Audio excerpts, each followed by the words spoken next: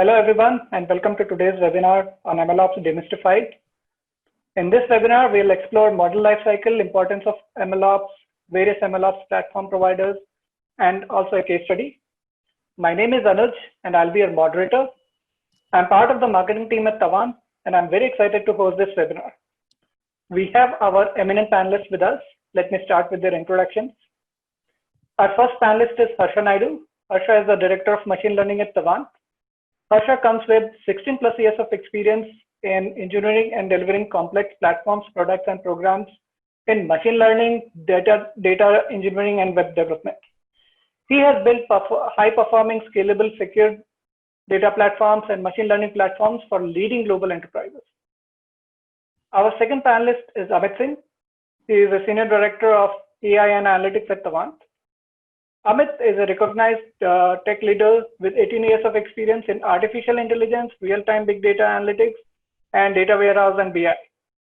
He has been instrumental in building high-performance teams, delivering innovative platforms and solutions using cutting-edge technologies in AI, big data, and cloud. Before we begin, a couple of quick announcements. First, the presentation and the recording of this webinar will be available online. Second, if you have a question for our speakers, please feel free to type your question in the Q&A window of your screen, and we'll take the questions at the end of the session. If we don't get to your questions during our webinar today, we will surely follow up afterwards. So without wasting any more time, I request Harsha to start off with the webinar. Hey, everybody. Thank you for the introduction, Anuj. So what we're trying to do today is that we keep hearing these various terms: machine learning, ML engineering, MLOps, DevOps, and all of them are spoken, and artificial intelligence, all of them are spoken sometimes interchangeably by people, right? The latest term that we hear that is blowing up, right? I mean, everybody keeps hearing about it, is MLOps. And then there is a whole ecosystem, there's a whole set of tools associated with it, and a lot of cloud providers are working on it, and you keep hearing it in your enterprise. So what we're trying to do today is to explain what MLOps is, right? And before we get there, a quick introduction to quick reprise for most of you, I would guess, of the data science lifecycle. Talk a little bit about the different roles so that it kind of like demystifies and separates out which kind of responsibility is given to which role. And then talk about MLOps, and then differentiate between MLOps and DevOps. How is MLOps different, right? And then Amit will walk you through a full-on MLOps platform, how we built it. This is a implementation we have for one of our products, and different MLOps platforms and different levels of MLOps in enterprises and things like that, right? Through features of an MLOps platform and a case study. So that's the agenda for today. Let me just dive in. We got only 1 hour and we're trying to get through a lot of details. First of all, questions to ask yourself, who is on the call, right? And who is either dabbling with machine learning or is very worried about how do I put machine learning models into production, right? Because you might be able to have the best performing models on your local, but at enterprise scale, it's a different game. Right. So questions you want to ask yourself if you are a leader in the machine learning space in your enterprise is, how many machine learning models do you have? Like 50, 100, or tons, and they keep changing. And every one has tons and tons of versions. Right. So how are you able to try and replicate the last run of the model? You ran a model, you have particular metrics of it. Somebody raises their hand and says, this was the best run of this model. Have you ever had a situation when you couldn't replicate the last run of the model because it just happened to be not integrated with an MLOps system and versioning and things like that? And once you take these models, have you ever seen these issues where you try to run them on different environments? Like I said, somebody raised their hand and says, I have the best model. You take it to your next environment, works differently. Take it to the next environment, works differently. The data sets are different. The environment is different. And it doesn't perform as you wanted it to perform, right? And who's responsible for the performance and maintenance of ML models, especially in production? because data scientists are coding and engineers are deploying code, and then leaders are telling what needs to be done for the business to perform well. Who has the responsibility? How are these models getting updated or refreshed to account for model drift, right? Because sometimes the model, once you host it, it deteriorates. It either overfits in production or just doesn't work right out of the box, right? So how are you dealing with that? What metrics are measured when you develop and select a model? And what usually is the performance that is acceptable to business? Should I go in with 60% accuracy? Should I go in with like a 70% precision? I don't know, right? But is that all there is? Do you also have to take a look at speed, at security, at performance, all of this? So that's one more question. How are models monitored over time to see model deterioration? You have something running in production, you can't just let it be there, right? So how are you monitoring that in production? What are the tools and who does it? How do you audit models and how are they explainable to those outside the team developing them? How do you do auditing, inferences, explainability, all of this over time, right? At any point of time, how can business take a look at this, right? So those are the questions you want to ask yourself. And I'm sure all of this will kind of like resonate probably with most of you. You're probably asking yourself these questions at this point of time. A little bit of a refresher, right? I like to use memes a little bit, right?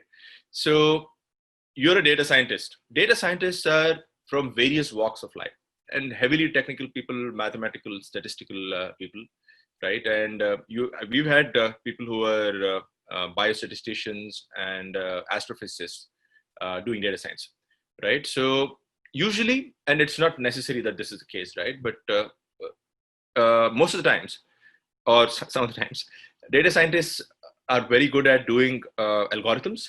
They're very good at doing the stats part of it. They know in and out the latest algorithms, and they're able to come up with the best performing models on a Jupyter notebook, right? They're not necessarily from an engineering background. So what they tend to do is that they tend to pass these notebooks around each other if there is no versioning system, if there is no MLOps system. And then engineering, once they get it, they take a look at it and they're more or less like, what is this?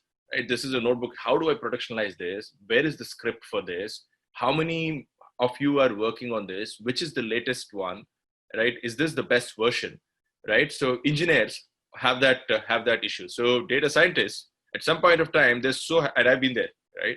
They're so happy coding away on the Jupyter notebook. They don't really care about how to deploy a model. And at one point of time, they're too afraid to ask. They're like, I'm very happy where I am. And then engineers are like, say it works one more time on my machine and I'm not going to be happy about it because it's got to work at scale in a production environment. So stop doing this and adhere to this system that I've given you. So that's the wall that's created.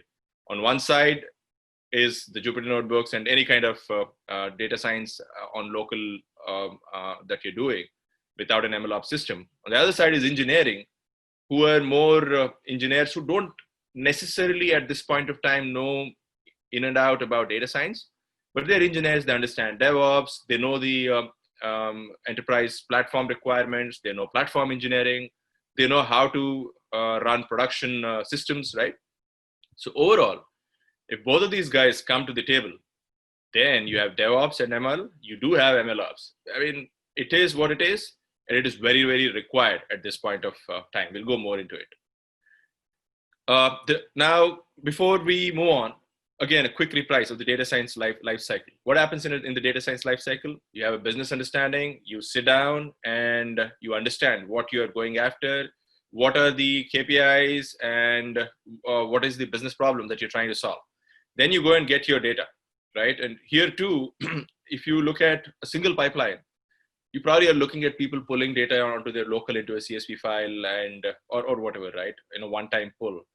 And then they're running their models on that, right? So that also has to be solved with MLOps. You want a data pipeline, you want data sources available, you want feature stores available where you're able to have the latest and greatest data.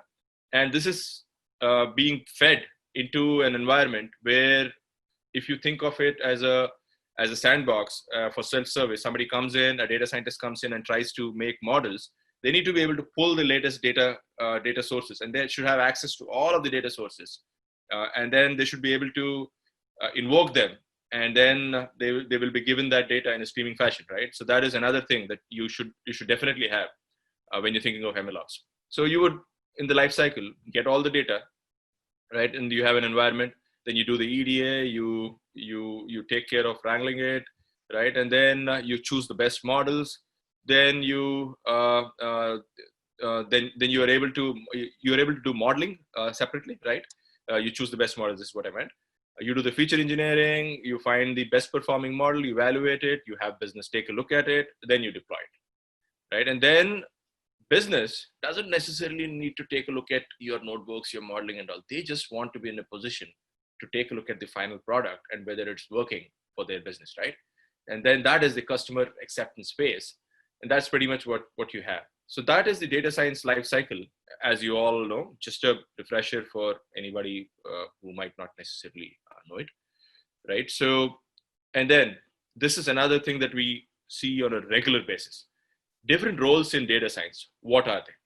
So you have business who don't necessarily know the best of programming, right? And their goal is to run a business, and so that's the management part. Then business and programming, when you have a intersection, then you can look at an IT or a software engineer, right? A software engineering role. Then you have mathematicians and programmers.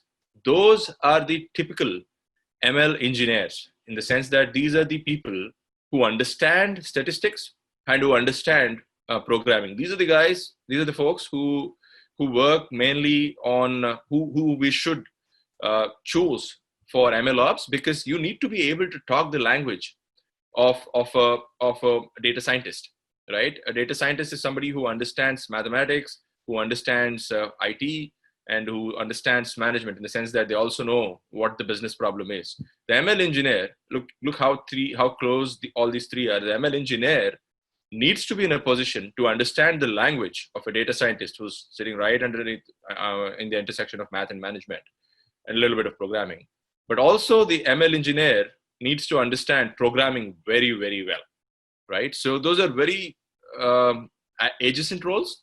But the ML engineering leans more towards engineering, while the data scientist would lean more towards science. An entrepreneur is supposed to know them all, right? As you say. So that we're just trying to demystify where, what kind of roles that you should be looking for. And this is a very interesting and very utilitarian, very emerging role over the last couple of years and going forward too. What are the ingredients in a ML lifecycle? And we've just tried to collate it, and we've just tried to distill it to the top few. I was mentioning the data sets. You need to have in your environment existing latest data sets, labeled, marked by business, and by whatever way you want to present them to your consumers who want these data sets to be able to choose them, to be able to code machine learning models, right? So these data sets need to be available. You need compute and storage on demand. You need to be having on-demand GPU, or now you're seeing IPUs, right? Resources, and then high storage also for the data sets if you're running them behind compute, right? You want to have those available to be spun up and down, right? You also need to have all of the latest algorithms, different companies, different open source implementations. Most of them are doing are implementing ML, right? You see deep reinforcement learning implementations. You see GAN implementations. As we keep talking, the latest in transfer learning is coming up. All of these libraries, all of this code, you need to have access to that, right? At every point of time. Then you need accelerators for ML on various cloud platforms, because when you're productionalizing it, people tend to use cloud platforms. You already subscribe to cloud platforms. You need to have access to these accelerators, SageMaker, Azure ML. We've seen a lot of platforms like DotScience and Selden, and Amit will talk in detail about those. So all of these, you need to have access. So, but if you look at this, I just spoke about all these four. If you look at those, that involves data collection, data verification, metadata management, feature engineering, serving infrastructure, right? And you need to monitor these models. You need to automate all of these pipelines and models, configure them. For interpretation, you need model analysis like line, SHAP, and things like that. Like process management, you require that. If you look at it, ML code is just a little piece of it.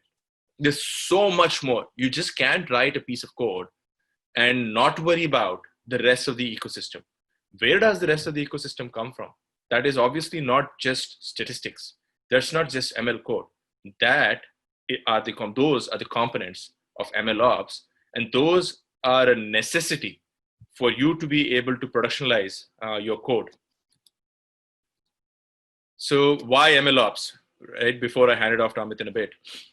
Data scientists, again, I might be generalizing this a lot. I don't want to I want to make sure that we understand that it's not necessary that all data scientists behave like this. I'm just trying to generalize it so that we understand why MLOps became a paradigm, right? So data scientists usually implement and train models on an offline holdout data set, on a data set, right? I wouldn't call it a holdout data set. Then a bigger challenge is to be able to integrate, is to build an integrated ML system and to put it into production. Data scientists are not necessarily trained engineers. They don't necessarily follow the best DevOps practices. You have to inculcate that when you hire a data engineer. Usually you have like silos. Data engineers, they're working more in Spark, Hadoop, streaming, and data warehouses and all of that, right? In big data. They're more worried about bringing in data, storing data, being able to have it accessible. Data scientists are another silo. They're able to bring in some of this data, and they're more worried about algorithms. And then ML engineers, they're worried about the DevOps part of it, productionalizing it. That is also an issue. They're operating in silos. There's a lack of standardization right now of ML tools across the industry. There's not like one system where most people are being able to call it a paradigm and use it, right?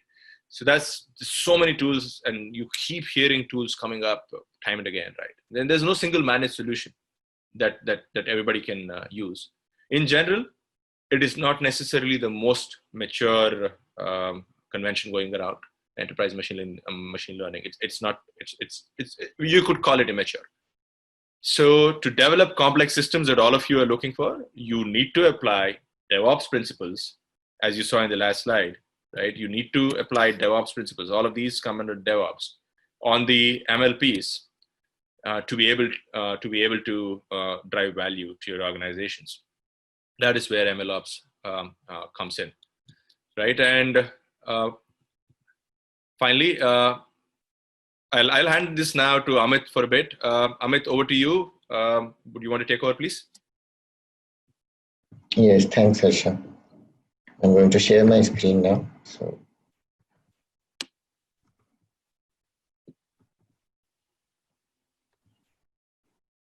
please let me know if you see it. I can see your screen, Amit. Okay. Thanks, Harsha, and hello, everyone. So Harsha just spoke about MLOps and why it is required and what it is. So it's broadly bringing in DevOps capabilities to machine learning platforms. So how is it different from DevOps? That is the basic question that everybody will have in mind, that we have been using DevOps and we have DevOps pipeline setup. So how does MLOps differ from DevOps? So,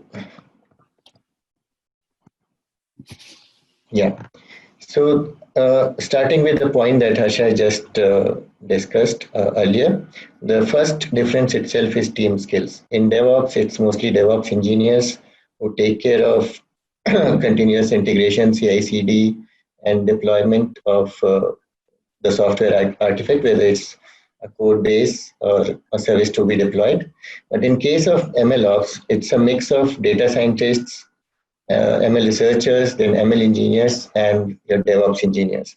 So that's one area where it is very different from DevOps is in the team skills. You have a variety of backgrounds and skill sets available. Then we come to continuous integration, CI. So in traditional DevOps, CI is mostly about testing and validating the code that has been written. But in case of MLOps, CI not only involves testing and validating code and components, but also testing and validating data, data schemas, and the models that have been generated, right? And they have to be evaluated in terms of how they are performing with different data sets. So that's where CI in MLOps is very different from CI in the traditional DevOps. Then we come into continuous development or CD. In a traditional DevOps cycle, it's more about deploying a package or a service, right? So you have the code is finally deployed and made available through a web service or a REST API and so on, and that's it, right? But in case of MLOps, it is more than just deploying a service. It's more about deploying a training pipeline, which will allow eventually output another service that will be the model inference service, right? So you have a pipeline to be set up for training your models and train them, make them achieve a certain level of accuracy, and then deploy them in using a service that will be using for prediction on the production data. So the whole approach is a bit different, that here you are generating a pipeline that in turn generates another pipeline. Then we come to continuous testing or CT, which is very unique to machine learning operations, and it's a unique challenge in the machine learning area. We don't see it in DevOps for other kind of software products. And it mainly is about automatic retraining and serving of the models. So machine learning models generally are trained up to a certain level of accuracy or other metrics that are commonly used in machine learning. And because all of us know that most machine learning models tend to perform better with more and more training. But you cannot really wait for a model to go into production until you achieve very high accuracy. And you may run out of the data set and you're just not able to achieve a certain level of accuracy that you want initially. But we still go ahead and deploy those models and keep training them over a period of time with the newer data that is coming in, adjusting the model, adjusting the hyperparameters, and then deploying those newer versions of the model again in the pipeline. So continuous testing addresses that area of MLOps, which is very important and very unique to machine learning projects. Last point in terms of monitoring. So usually in a DevOps system or any software system, we usually look at the metrics like throughput of data throughput, latency, infrastructure metrics like CPU utilization, disk utilization, and so on.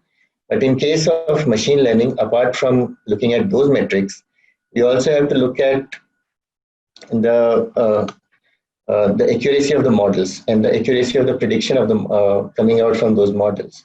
In certain regulatory kind of industries, monitoring has to ensure that the model predictions are meeting the regulations and they are not predicting something that can lead to a regulatory violation. And another concept that has to be monitored continuously in machine learning is the concept of data drift, which involves a model's performance degrading over a period of time due to the changes in the data from one environment to other. Your model may have been trained on a certain data set and that had certain characteristics which allowed you to gain a certain level of accuracy. But in production, the data may be very different, and that can lead to changes in the predictive powers of a model. So we have to continuously monitor the model in these areas also, apart from the infrastructure metrics, to ensure that models are predicting as per the expectations. Moving on to talking about MLOps platforms. In this section, I will talk about what are the different maturity levels of MLOps platforms, what features we look at, and then what are some of the tools and technologies that are available. So if you look at MLOps platform maturity levels, we start with level 0. And as the name suggests, it's basically totally manual, comprises of scripts, whether it's Jupyter notebooks, it's Python scripts, shell scripts, a combination of those which don't have any pipeline setup. It's all manual, and somebody has to know in detail of which code runs how and where to run it and so on. It's very interactive in terms of the people who have developed it. They have to ensure that it is running. And there is a serious disconnection between the machine learning code and the operational side of the code. So if you're talking about putting a machine learning system using and automating that, the code also needs to have some hooks to ensure that the machine learning models can be automated, right? But usually in this level, there is no such provision given by the data scientists or the ML engineers. So it's a totally different thing. You have to, what really happens is data scientists hand over the code artifacts, which is your models, your config files, the data sets, a storage location of the data set, right? Weights of the model and so on. They hand it over to the operations team, who again have to look into operationalizing that model. And as Harsha spoke earlier, there are problems in that kind of an approach where the model doesn't work in the next system and a lot of to and fro happens. Another characteristic that defines level 0 is the release iterations are low, and that also gives rise to this whole manual process, because you're not really, most of the models that platforms that fall into this category, they don't have very frequent changes to the model. It changes maybe once in a 6 months. You have to do some changes, fine tuning, and deploy it again. It doesn't really go through multiple iterations or very fast iterations. And obviously, there's no CI, no CD or CP at all in level 0. And deployment typically involves just deploying the prediction service and not forming the whole automated pipeline. And there's also a lack of actively monitoring the performance of the models. So from level 0, we move on to level 1, which defines that the ML team has developed some maturity level, and the experiments. Now, all of us know that ML projects are very experimental in nature. You have to take different data sets, try with different hyperparameters and so on to ensure that you get the kind of results that you're expecting. So in case of level 1, the experimentation side of it is automated. So the data scientists have figured out how to automate the training part of the models and keep tracking different runs of the experiment and so on. And continuous testing of the model also happens in production system. And obviously, this has more symmetry and more coordination between the data science team and the operations team. So there are hooks built into the code that makes it a little easier to put in production by the operations team and so on. It also has modularized code for your data pipelines and machine learning components, but some of those pipelines may not be totally automated. And it involves frequent releases to the model so that continuous delivery of models is a must. And there's a pipeline set up for the whole deployment process for this. And moving on to the last level, which is level 2, which is the kind of ideal state where we have automation done both for development and experimentation. So that means there's automation in bringing the data sets, in training the models, in putting it into different environments, moving them from dev to QA to production and so on. There's a setup for continuous integration, continuous delivery, and continuous testing and learning of the model. And we actively monitor it to handle aspects of data drift and other issues that may happen. So level 2 is what we strive to achieve in any good ML platform. So moving on, Harsha spoke about the data science life cycle. So I will just take this slide represents a little bit different version of that and talks only about the model's life cycle.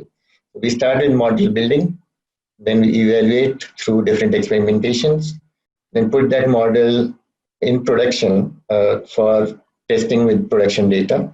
Then we test it again and then eventually deploy it and monitor it. So I'm just bringing up these points again before coming into and jumping into the various features that are required for an MLOps platform.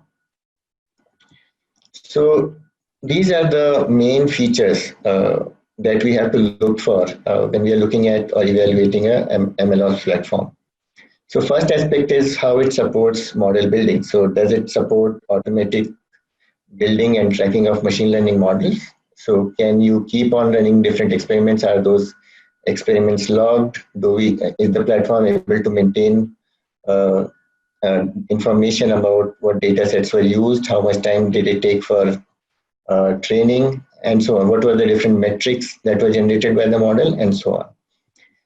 It should also allow for collaboration of models across teams. So it happens a lot in big enterprises where one particular team would have developed the model, but the another business unit within the same organization has no idea that such a model exists.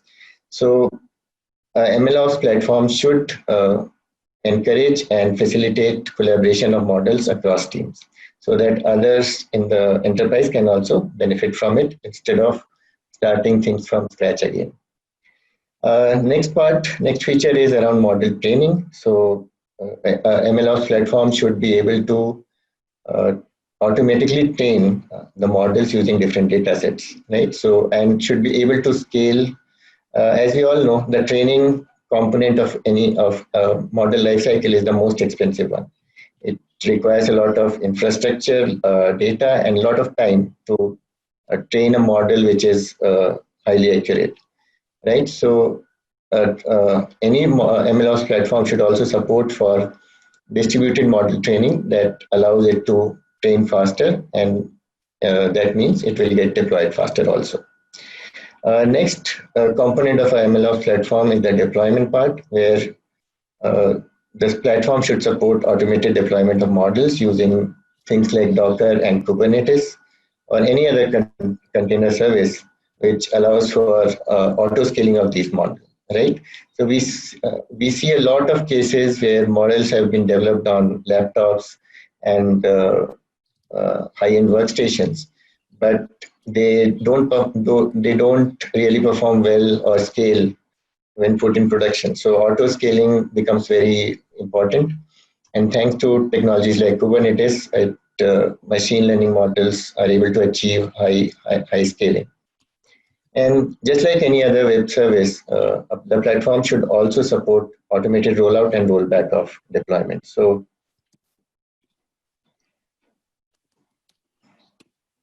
right. So the next part is monitoring and observability. So how the system should provide for monitoring dashboards and alerts in case of any deviations that happen. Coming to the last two components, they are mostly about the metadata around the models and the data sets. So the platform should be able to manage the models. There should be a catalog or registry where we can go and see what are the models available, what are their different versions, who trained the model, when was it trained, and so on. And similarly, it should allow for a dataset registry to capture all the training and test data sets that have been used in the model before putting it into production. And another important feature is storage of feature vectors. So when we do a machine learning project, one of the critical components is feature engineering, which can be shared and reused again and again. So MLOps platform should also provide for storing of feature vectors. And the last feature that we're talking about is model governance, which is ignored even in highly mature systems at times. So in terms of model governance, who are the people who are authorized to develop a model, who are authorized to put a model in production, move a model from different environments? There has to be a governance model across that. And then we come to model provenance. So that shows the complete lineage from model building to deployment in terms of data sets, what data sets were used, how was it tested, and the whole and how was it deployed. So you get a full lineage right from building the model to deploying the model. So coming on to some of the technology options, what are the leading software products in the area of MLOps platform? So starting with the cloud providers, all the major three ones, AWS, Azure, and Google, they provide different variations of MLOps. Some focus more on model management, and some focus more on deployment. If you look at some top off-the-shelf products, we have Sheldon Deploy and Dot Science. Sheldon Deploy, as the name mentions, it's more focused towards deployment of model and doesn't really concentrate that much on the model registration and other parts. Dot Science is an end-to-end product, just like MLflow, which allows for right from model registry to deployment of models, right? So it covers even data model lineage. And some of the other names in the open source world, there are Sheldon Core, MLflow, Kubeflow, and Comet, which also come with their enterprise versions, which are supported. Moving on to the case study, here I will briefly talk about a project that we have recently done, and which involves setting up of MLOps right from the beginning of the project. So we believe that any project, even with at small scale, should have MLOps deployed in the system, and those best practices should come in right from beginning before it's too late. So to set the context, this was a text classification and recommendation system that we built for a farm equipment manufacturer. And the idea, the main machine learning models used were for text classification, where a dealer has to enter a description, and based on that description, we have to predict the right code. Now, it's a time-consuming process and prone to errors because there are over 1,000 codes that can be selected, and many a times there is a mistake made by the dealers, and then the customer SMEs have to spend extra time in finding out root causes. So we built a solution which uses deep learning and NLP and setup of MLOps for model management, governance, and deployment. We have built 4 different models so far, and we'll be adding a lot of them. We will be adding more as we move on. So it's a fully automated MLOps pipeline on Azure, and the deployment is through Docker and Kubernetes. So we do Azure pretty much all the clouds. In this particular case, I mean, Amit's mentioning Azure because the client was already on Azure. It's not like we have a preference towards that. This particular example happens to be. Yes. Yeah, this particular example is on Azure, and there's another one that we had done on MLflow. So if you see on the left-hand side, so that's the data pipeline that has been set up. So the data that comes for training and for inference, it comes from Salesforce and also in files. We have Azure Data Factory pipeline set up to do all the data pre-processing, cleaning up, and other pre-processing tasks, and that puts it into Azure Blob, which is equivalent of S3 in AWS. Then we come to the ML workspace, which is a component of Azure ML. So that has all the features that we spoke about, right? So you have the data set that gets registered as an Azure ML data set. Then all the model building and computation happens on a compute VM. The model that we used here was a text embedding model known as fast text from Facebook. It generates the encodings or embeddings for the model, and the vectors that get out of the model gets stored in FAISS, which is again a vector store from Facebook. They are all open source projects.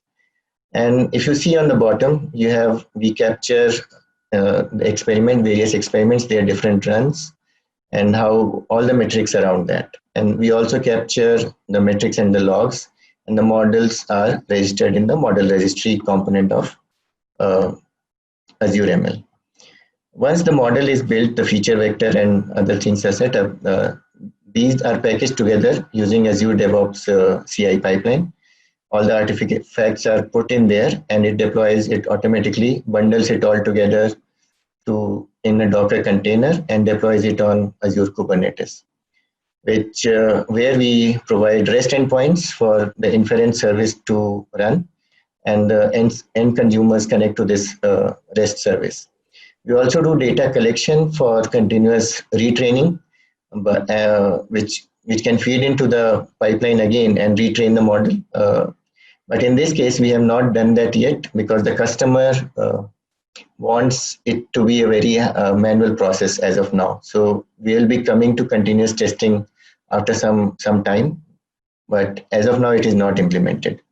And this data that is collected is used to evaluate the data drift that is happening to make any corrections to the model. So if you look at this system and the maturity levels that we spoke about, this will be a level 1 to somewhere between level 1 and 2, because it doesn't have continuous testing as of now, but it has all the other features that we spoke about. So this is an example where we used all Azure ML components and built this whole MLOps pipeline. And different tool sets provide their own features, but more or less they are all heading towards and converging into similar platform features for MLOps.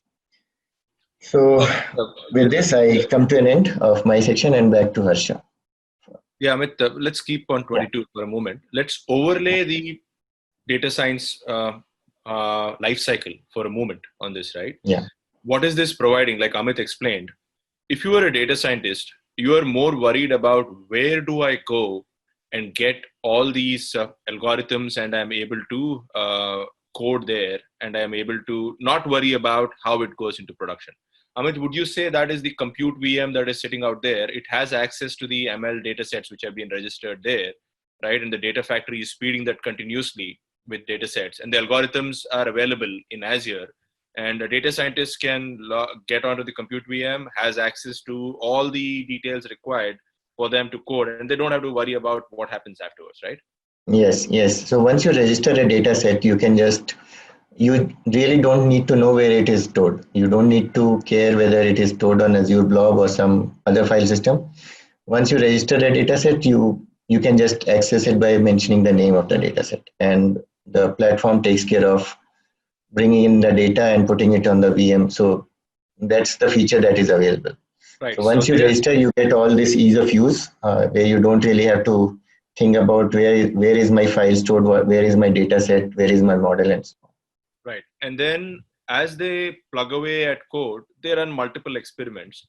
Every run of their experiment and the metrics of that, those are stored. And where do the product managers get to take a look at this?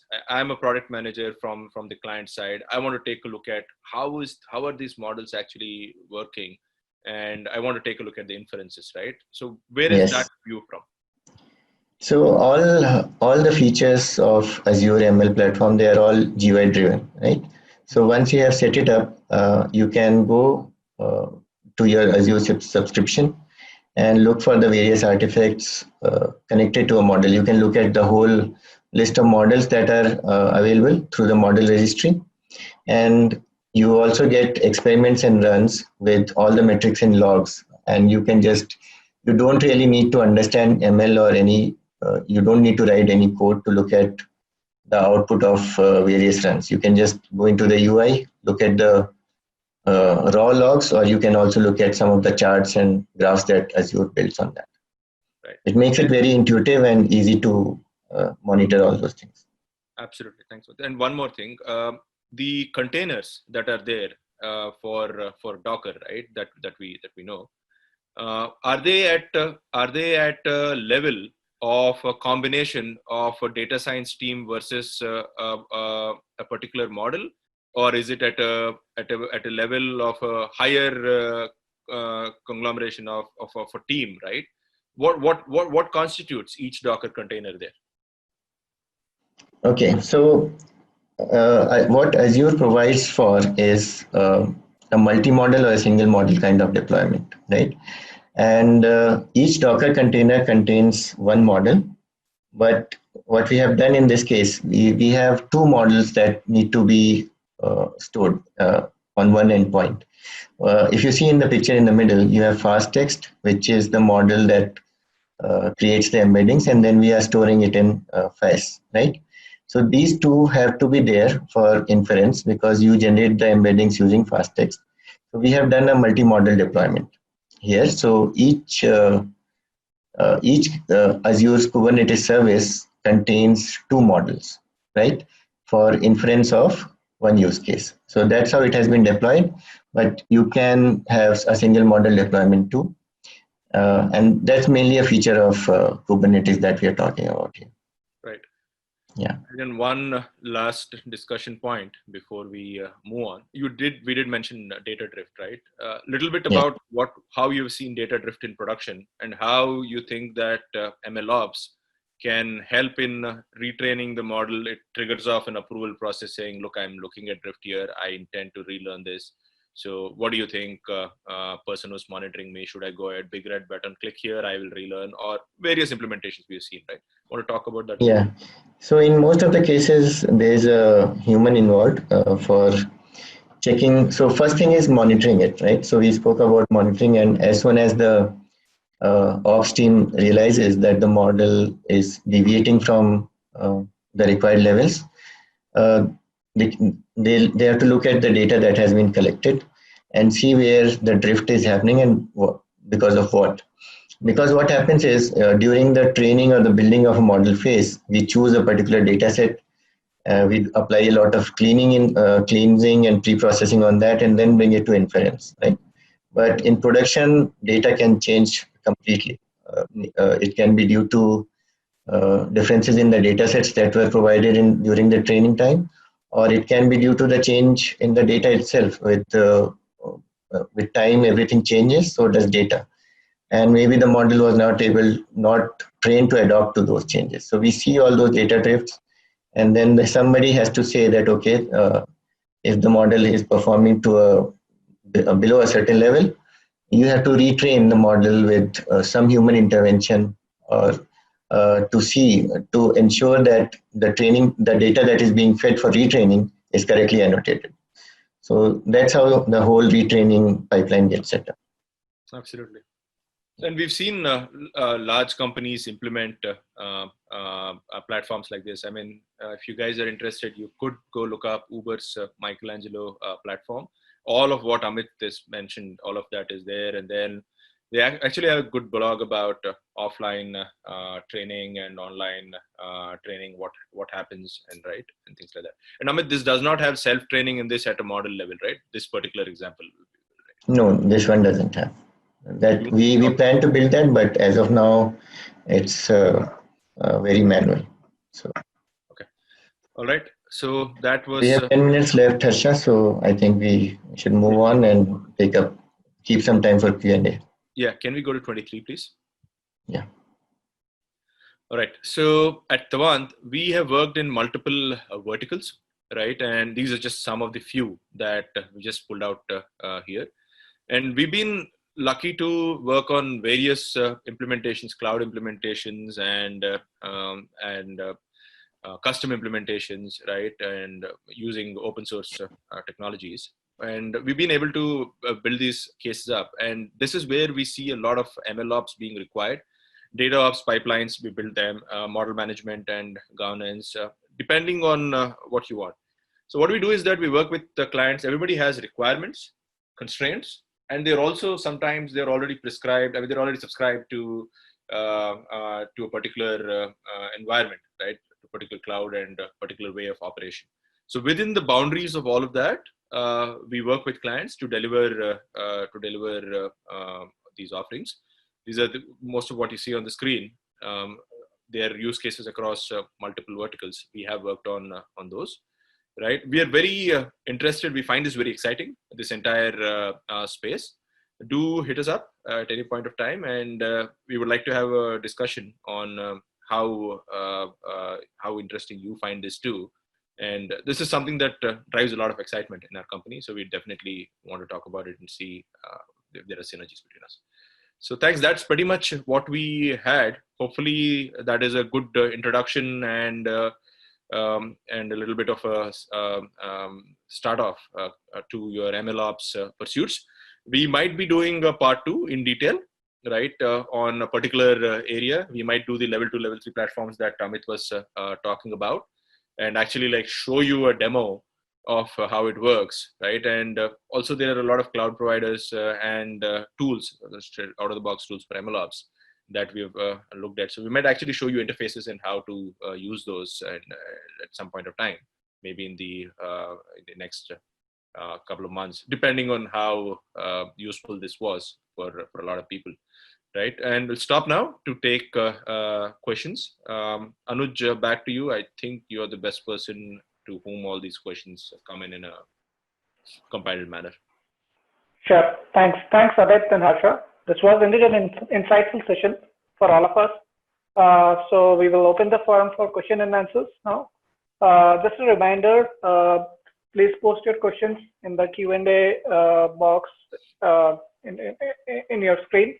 And yes, we'll be sharing this deck as well as we'll be putting this online. So that was a couple of questions that we have received. Okay, so we have started receiving few questions. The first one is, I already have a lot of models. Can I use one of the tools without changing code to do MLOps? Amit, do you want to take that? Yes. Yeah. So a good question.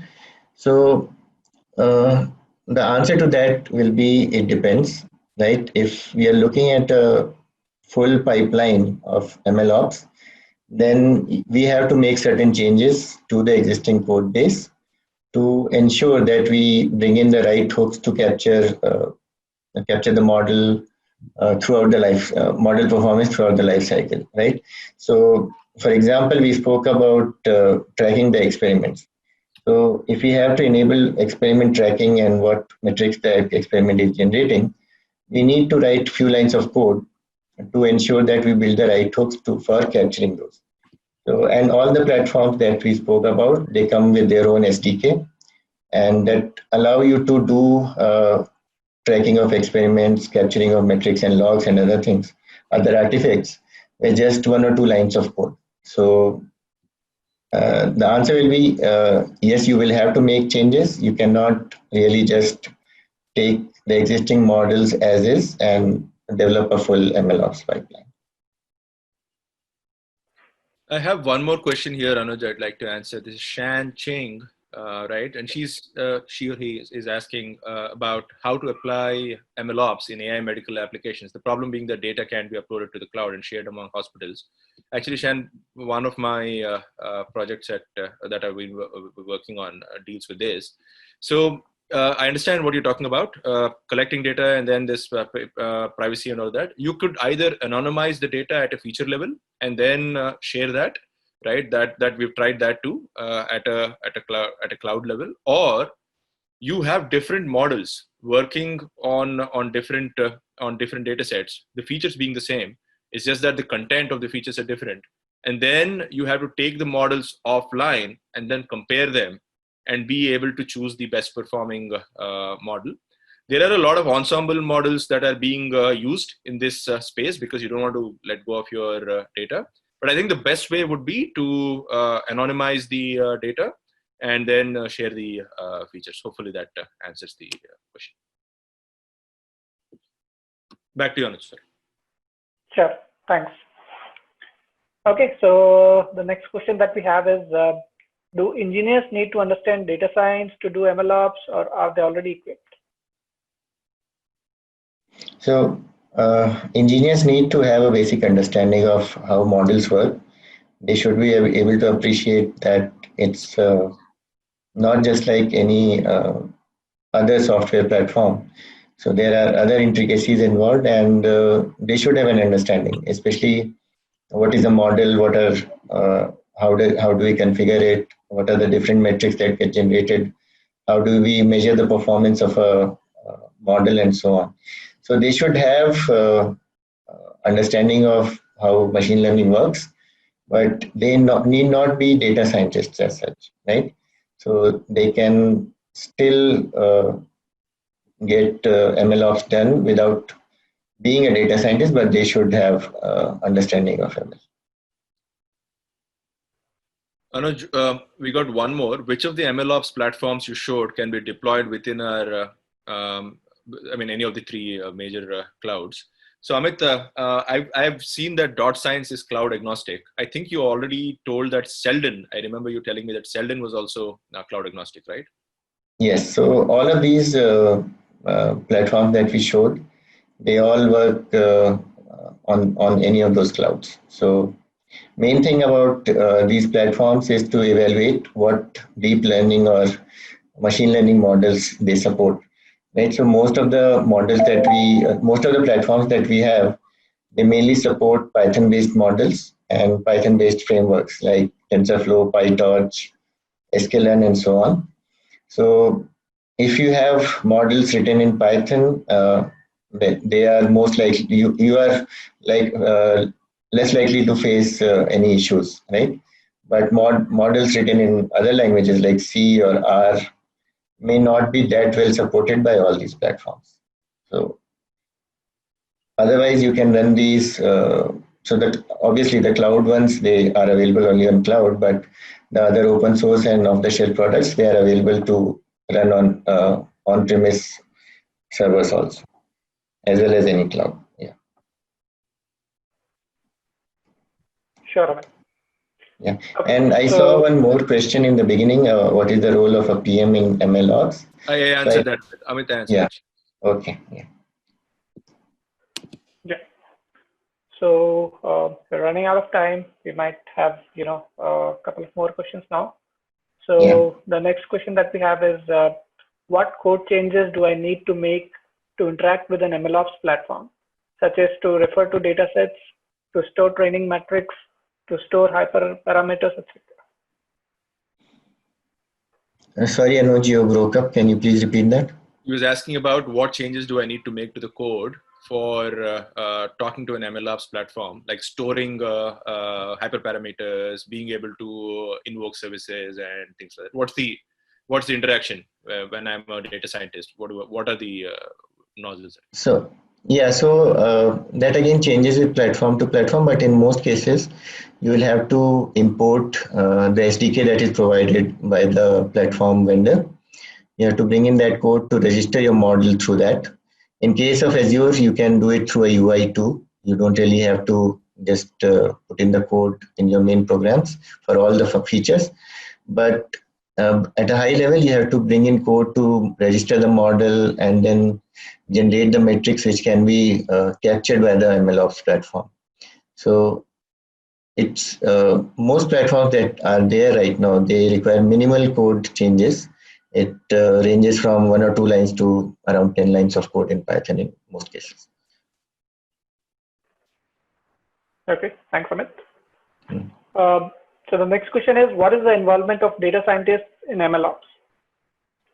Harsha, do you want to take it? Yeah, so data scientists mainly need to be able to validate that what they're seeing in higher environments and in production is actually close to the model that they built.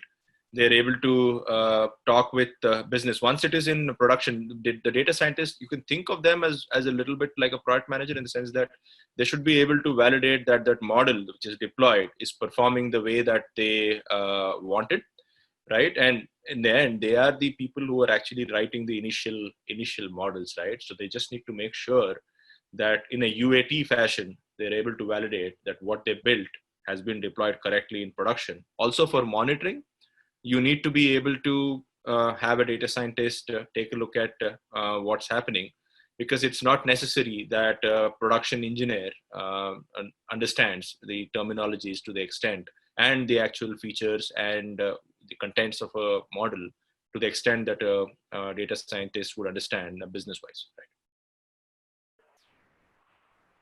Sure. And Thanks, yes, just to add a bit to that, another important thing is for data scientists to understand is that while an notebook environment like Jupyter is good for experimentation and exploratory data analysis, it is not the best option when it comes to putting code in a MLOps pipeline or production system, right? So they also have to be aware of that, and their code is suitable enough to be completely automated. Okay, so we are really short of time. We are kind of overshooting. So let's not take any more questions right now. We'll pass the questions that we have received from other participants, and the panelists will reach out to them individually. If you have any more questions, please reach out to us at hello@tavant.com. You also see the email IDs of our speakers on the screen, so you can reach out to them as well. Thank you all for joining the webinar today. Thanks Amit and Harsha for being the panelists. It was an interesting discussion, and yes, you will receive the recording of the webinar. Thank you. Thanks, everybody. Thank you. Thank you.